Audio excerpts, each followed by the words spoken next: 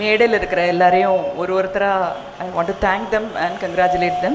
I remember a middle-aged actress who was playing my mother in a film when my son was about 5 years or 6 years old, and she asked me, உங்களுக்கு எத்தனை குழந்தை அப்படின்னு கேட்டாங்க. நான் சொன்னேன் ஒரே ஒரு குழந்தை. ஏன் ஒரே ஒரு குழந்தை? I didn't want to tell her that's a decision that my husband and I have taken because we are supposed to be politically aware, so we said it's an overpopulated country, let's not populate it more. But she said, என்ன உனக்கு எத்தனை வயசு? 35 வயசு இருக்குமா? 50 வயசில் என்ன பண்ணுவ நீ? இந்த இப்போ போட்டிருக்கேன் இந்த ஜீன்ஸ், இந்த ஷர்ட்டு, இது கலர் கலராக எவ்வளோ போட முடியும்?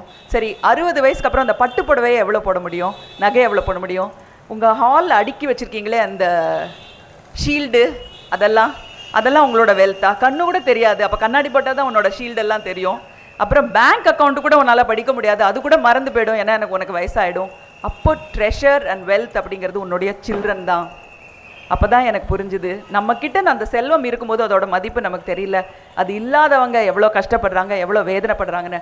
அந்த வேதனையை தீர்க்கறதுக்காக சென்னைக்கு வந்திருக்கிற உங்களுக்கு துணையாக இருக்கிற ஜாகிர் ஹுசைனுக்கும் என்னுடைய வாழ்த்துக்கள். நிறைய டெக்னிக்ஸ் இருக்குதுன்னு சொல்கிறாங்க. லேப்ரோஸ்கோப்பியை பற்றி மட்டும் கொஞ்சம் நான் சொல்லணும்னு நினைக்கிறேன்.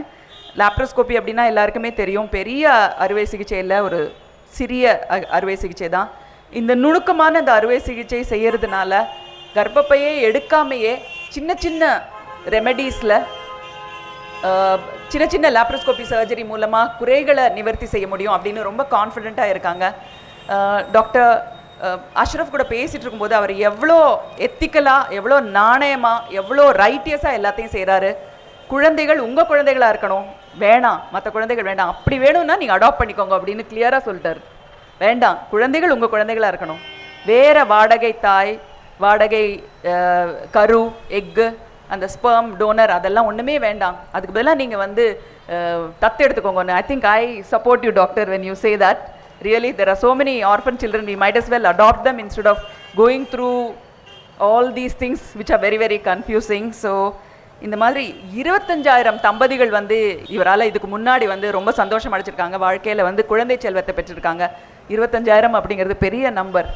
அந்த நம்பரோடு வந்திருக்கிற சென்னைக்கு வந்திருக்கிற அவருக்கு நம்முடைய ஆதரவை நம்ம தெரிவிப்போம். 100% சொந்த குழந்தை வேணும் அப்படிங்கிறவங்களுக்கு, அந்த தம்பதியர்களுக்கு ஒரு சரணாலயமாக இந்த கிராஃப்ட் ஃபர்டிலிட்டி சென்டர் இருக்கும் அப்படின்னு நான் நினைக்கிறேன். இந்த நிகழ்ச்சிக்கு என்னை அழைத்த சுரேஷ் கோபிக்கு மறுபடியும் என்னுடைய நன்றி. And wishing you all the best and thank you so much for inviting me. I really think the center is going to be fantastic, very successful and do wonders. Thank you all.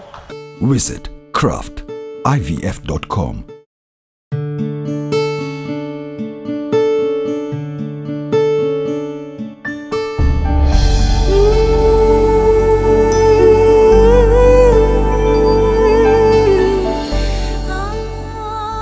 Craft Fertility Center, Oms Road, Kilpop, Chennai 600010.